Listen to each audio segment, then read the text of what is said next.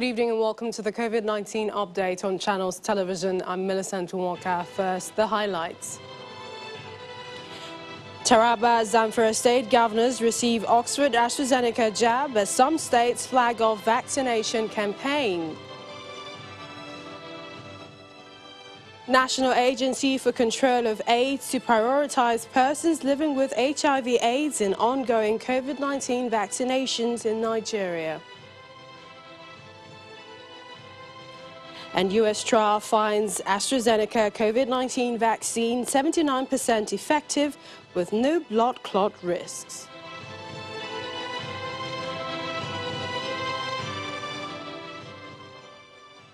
Nigeria recorded its lowest single daily count of COVID-19 infections so far in March, as the Nigeria Center for Disease Control (NCDC) reported 86 confirmed cases last night. The new figure is a drop from the 112 positive infections recorded across 13 states and the FCT in the previous 24-hour cycle. In the past 1 week, there has been a marginal decline in new cases as daily infections have fallen below 300. The last tally recorded brings the total number of infections in the country to over 160,000. The 86 new cases are reported from 7 states. The FCT had the highest figure with 33 new cases, followed by Lagos and Ondo with 28 and 11 infections respectively. Others include Kano, which recorded 7 cases, Akwa Ibom 3, Rivers 3 as well, Kaduna 1.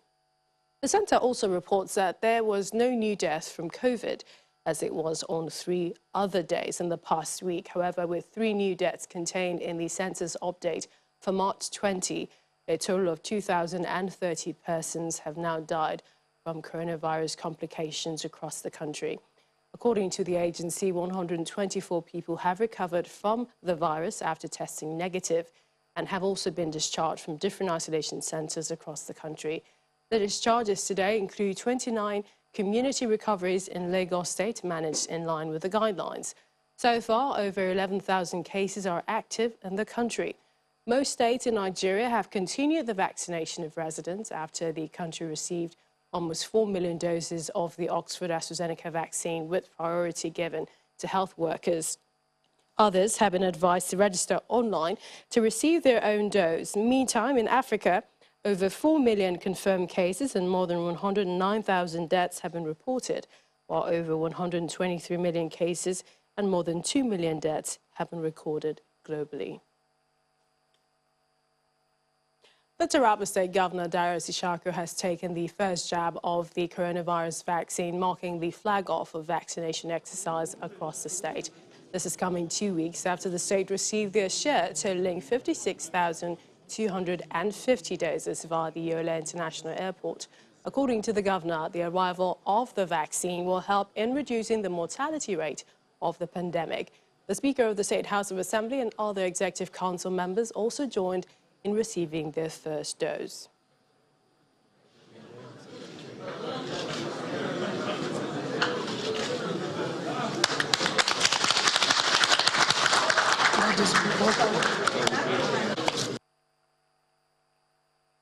As we join other states and many countries in the world to commence the vaccination of our people to the COVID-19 vaccine, which recent studies show that have positive effect in reducing the spread of the disease and mortality due to it.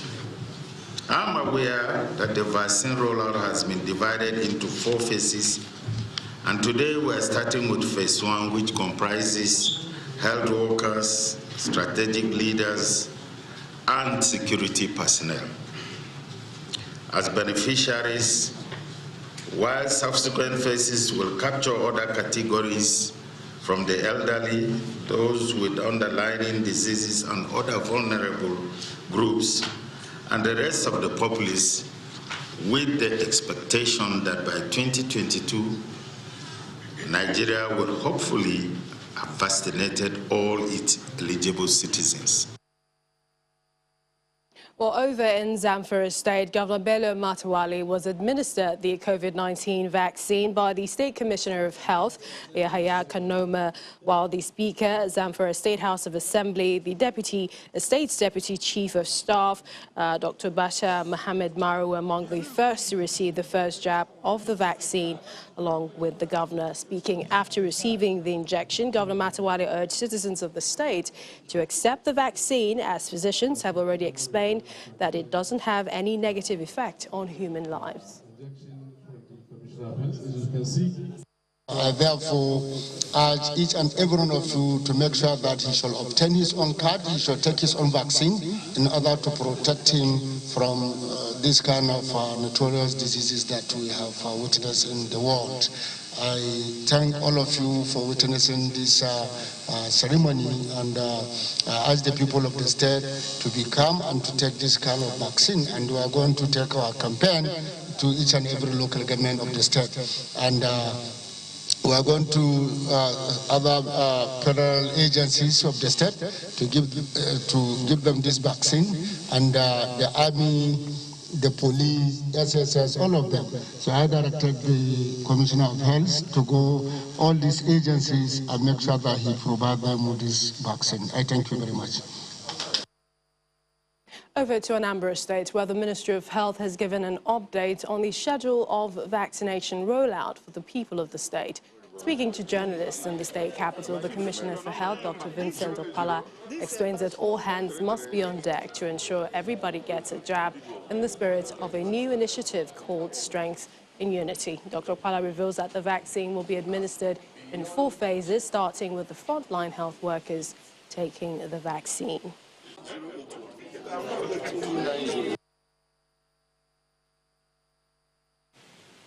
Today symbolizes the beginning of a new phase of our assault against a virus that swore to change our way of life. The vaccination phase.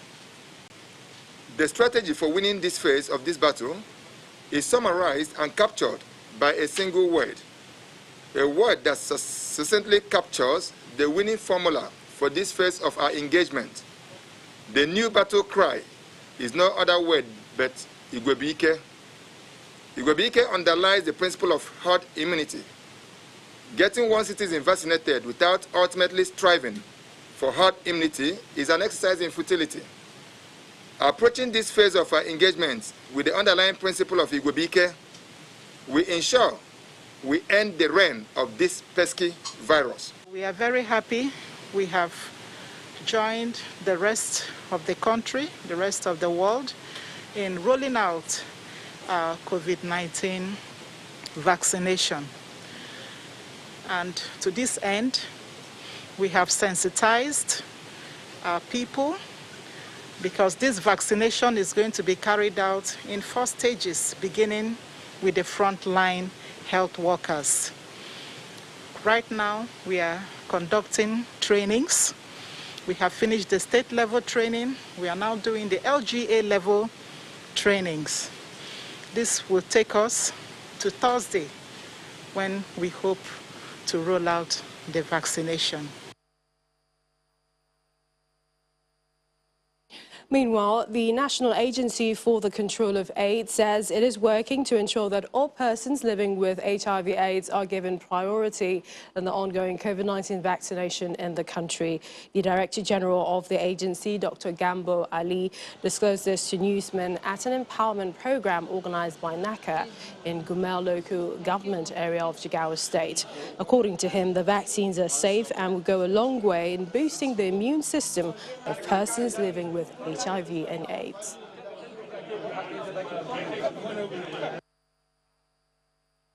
The COVID vaccine is safe, and is safe for HIV, people living with HIV/AIDS to take. And in terms of what effort we're making as an agency to provide access to people living with HIV/AIDS for COVID-19 vaccine, we're talking with relevant authorities, especially the Ministry of Health, the National Primary Healthcare Development Agency, who are the custodians of the vaccine and distributing the vaccine, to give priority to people living with HIV/AIDS. This one was meant to teach people, build skills in them, especially skills that are relevant to tiling, POP making, interlock making, painting, small things like confectionery, and also hair dressing. And I'm happy to say we've seen about 180 here, and we expect that number in about 5 states. At the end of it, we're looking at 900 altogether. In Kaduna State, residents began receiving their first shot against COVID-19 with healthcare officials, other frontline workers and public officials taking the lead. The vaccination is being administered by trained health workers at designated primary health care centers and hospitals across the state. In line with the COVID-19 vaccination protocols, old people are given top priority for vaccination due to their vulnerability to the virus, while majority of public office holders took their vaccination at the Government House Clinic. Healthcare workers and those classified as vulnerable group are taking theirs at the designated primary health centers across Kaduna State. Some health workers speak on the acceptability of vaccination and their experience afterwards. I don't think if there is any challenges. The only side effect we just encountered, I think, is just some people complain of having a little fever. Some, they have small dizziness. That should be, I think that is not a serious side effect. My advice to those that are scared and those that are saying all things, rumors on this COVID-19 vaccine, I'm telling them that here is not a problem. It's not something that they will be scared of. The actual thing that they're supposed to be scared of is the disease, not the vaccination. Every vaccination, I think, is a prevention. If the sickness, if the disease or the infection can affect somebody, I think it's going to come in a mild way. That's the essence of the vaccination. Well, joining us right now for more on the vaccinations, and this is across the world, is Dr. Mohamed Ali Pate. He's the World Bank Global Director, Health, Nutrition and Population. He joins us from Abuja via telephone at this time. Thank you for joining us on the program. Thank you for having me. Now, I'd like us to begin with Africa, which has started rolling out vaccines for COVID-19. What's your assessment of the rollout measures to mount a safe and effective campaign? Well, globally, we've seen more than 100 million doses of safe and efficacious vaccines roll out all over the world. The safety, I think, is remarkable, given the time that it took to actually get those vaccines into people. In the African continent and through COVAX, many countries have already received doses, and they're beginning to roll out their vaccination campaigns. The World Bank and other entities, WHO, UNICEF, and Gavi, did a readiness assessment of several countries.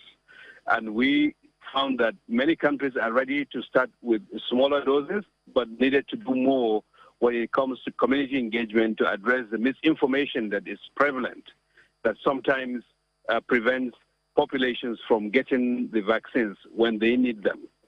And then the global inequity that is emerging between the high-income countries and the lower-income countries, because much of the doses that have so far been delivered have been in the higher-income countries than in the lower-income countries. And in the lower-income countries, the lower-income populations tend to also be susceptible to the misinformation around the safety and the efficacy of the vaccines. So we're seeing the rollout commence, and more will need to be done over time if we were to change the course of the pandemic, and also to address the issue of variants that are emerging in many parts of the world. Let's go to the argument that the biggest challenge with vaccine distribution, especially in Africa, is trust. What are the plans of a successful rollout, for example, across the continent? And this is to increase trust, to also increase acceptance. What part is the World Bank and the partners playing with that? As part of the multi-phase action program that the World Bank announced, $12 billion to countries for vaccine and the delivery of vaccines, there is a component on risk communication and community engagement. Countries also use their domestic resources. The idea is that to engage the population with transparent communication about the safety and the efficacy of the vaccine, to attend to concerns, to provide guidelines, to be fully transparent as to who is getting what, where, which vaccines, and if there are issues, to promptly look into them and address them, and to have very sound pharmacovigilance systems so that post-vaccination we track if there are adverse events, they are dealt with in a transparent manner. What we have seen from the data is that these vaccines are largely very effective, very efficacious in terms of preventing this disease, and are also safe, and that the benefits of the vaccination exceed whatever risk there may be in terms of new products that have been administered, but also in terms of the side effects, which one of your speakers earlier alluded to, the fever, aches, and all of that, compared to the benefit of preventing a potentially serious disease. So governments will need to act with stakeholders, with communities, with civil society organizations, and with the media to ensure that the population is aware and, in fact, takes those vaccines as they become available to wider sets of population. And health workers themselves have a responsibility. Not only have they taken the vaccines as the first line, but they also have to communicate that properly to the population and to demystify all the huge amounts of misinformation that has been put out there by anti-vaccination movement, both globally but also in many of the countries in Africa. Looking at Nigeria, the spread of COVID-19, we still are not testing as much. Our recorded infection numbers are not reality, according to a recent seroprevalence survey. What's your assessment of the efforts?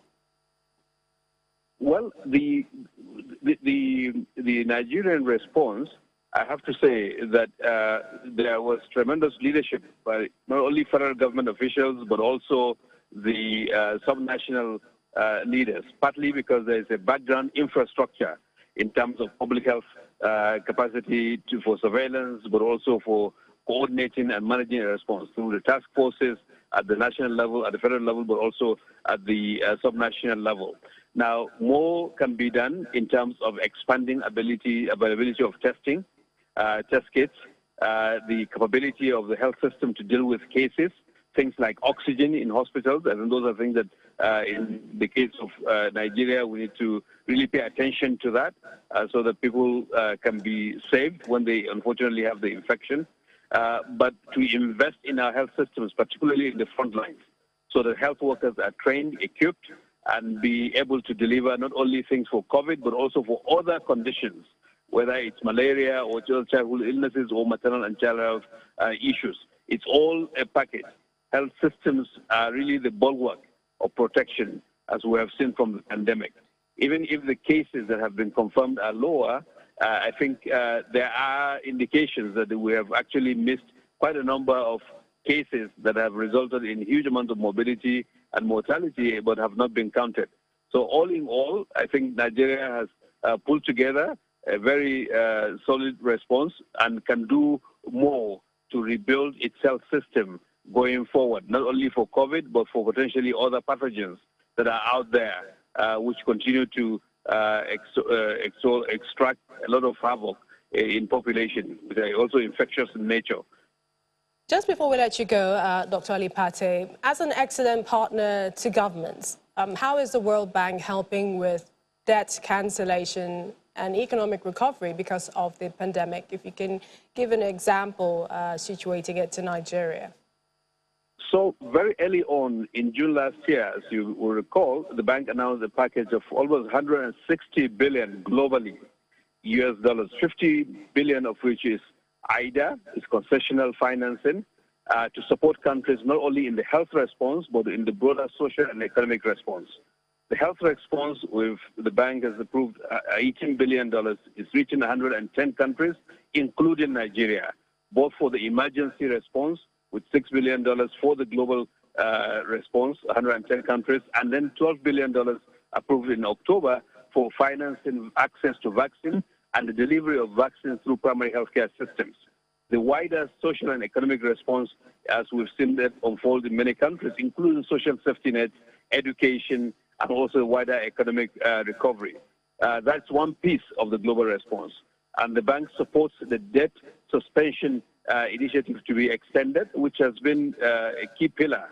But as you know, this is way beyond just the multilateral financiers or the development banks. There are other actors that also will need to help countries address the debt burden that they have, in addition to other policies that countries themselves need to enact internally that will help them deal with the consequences of this pandemic. All right, Dr. Mohammed Ali Pate, hopefully we'll have you some other time, at least so we can physically see you in the studio. Thank you so much, the World Bank Global Director, Health, Nutrition and Population. Thank you for joining us on the program. Thank you very much for having me. Meanwhile, in Lagos today, a COVID-19 vaccination exercise resumed at the 88 approved vaccination sites across the state after the weekend break. The state government is urging eligible persons who fit into the first phase of the exercise to observe and ensure strict adherence to COVID protocols and instructions given by officials when they visit the vaccination sites. Reviewing a report of the week-long Phase 1 vaccination rollout campaign in the state, the Commissioner for Health, Professor Akin Abayomi, advised eligible persons who are scheduled to be vaccinated under Phase 1 of the exercise to maintain social distance of at least 2 meters, wear a face mask and ensure proper hand hygiene at the vaccination sites. Now, the coronavirus vaccine developed by AstraZeneca and the University of Oxford provides strong protection against COVID-19. This is according to a large clinical trial in the U.S. completely preventing the worst outcomes from the disease while causing no serious side effects. And this is according to results announced. Now, the trial we hear involved more than 32,000 participants. It was the largest test of its kind for the shot, and the vaccine was 79% effective overall in preventing symptomatic infections, higher than observed in previous clinical trials. Here's more on the global COVID-19 update. Russian President Vladimir Putin says he plans to get vaccinated against COVID-19 on Tuesday, but that the decision to get vaccinated is purely voluntary for every Russian.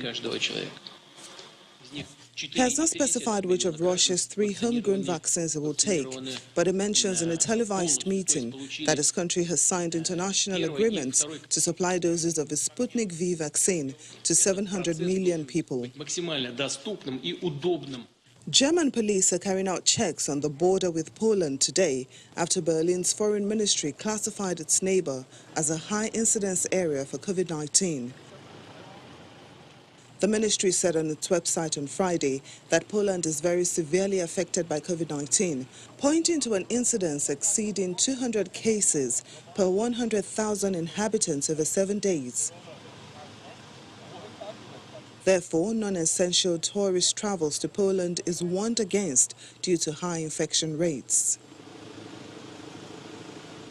Lithuania's president and prime minister today received doses of the AstraZeneca vaccine to demonstrate their confidence in the jab after its use was suspended for 2 days last week. Fewer Europeans trust the vaccine after countries reported potential side effects, such as blood clots, even though scientific studies have found it is safe and effective. Taiwan's premier also received the AstraZeneca jab today, having volunteered to be first in line to underscore government's confidence in the vaccine's safety as the island begins its vaccination campaign. Finally, Thailand has started human trials of a domestically developed coronavirus vaccine and expects to deploy it next year, which its health minister says could give the country more freedom with its vaccine policy. The country's vaccination drive is targeting the inoculation of half of its adult population by the end of the year, using 61 million doses of AstraZeneca's vaccine, which will be locally produced from June. Continue to take responsibility. You can visit our website, that's channelstv.com, for more updates, also a better understanding of the pandemic. You can also find several other stories there. It's channelstv.com, all at your fingertips. That's the program this evening. Thank you for watching. I'm Millicent Walker.